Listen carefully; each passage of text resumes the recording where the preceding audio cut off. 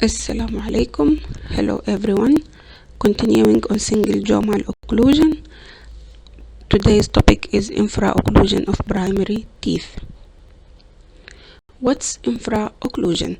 By definition, the tooth termed infraoccluded when it's remain in its original occlusal plane while the rest of the arch develops laterally and vertically, making it appear submerged. It's about 8 to 14%. It follows familiar pattern. The D's are most commonly affected than the E's. It's 10 times more likely to be seen in the mandible.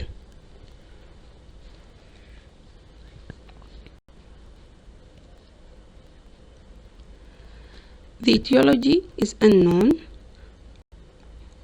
or due to traumatic injury to Hartwig's epithelial sheath, or possible deficiency of bone metabolism and possible disturbance of root resorption.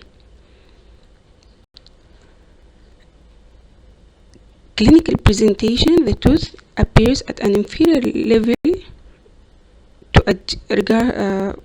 compared to adjacent teeth, and there will be tipping of the adjacent teeth. As we see here on the DBT and the intraoral photo, there is infraocclusion of the lower left E.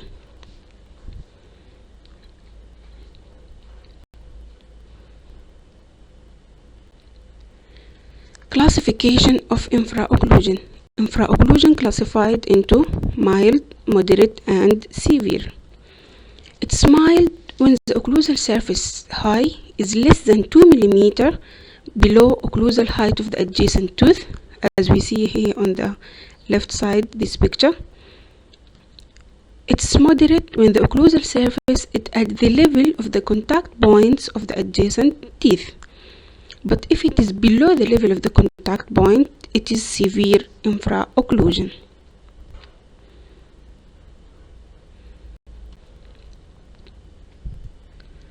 What's the possible problems encountered if we have an infraoccluded primary tooth? There will be space loss due to tipping of the adjacent tooth into the space of this infraoccluded tooth, and wedging of primary tooth, and the access for oral hygiene, restoration, or extraction will be difficult. How to diagnose infraoccluded primary tooth? Infraoccluded tooth normally ankylosed, confirmed by high metallic sound on percussion. Radiographically, there will be obliteration of the lamina dura, and there may or may not be presence of permanent successor. As we see here, this DPT and intraoral photo shows us bilateral infraocclusion of the lower right and left E's with the absence of their permanent successor. How to manage the infraoccluded tooth? Infraoccluded teeth are not amenable to orthodontic movement, so our options include monitoring. If the permanent successor is present, we will monitor the infraoccluded primary tooth for 6 months for presence of caries, periodontal disease, ectopic eruption of permanent successor. Usually the infraocclusion is temporary and the primary tooth will eventually be lost as the permanent successor erupts.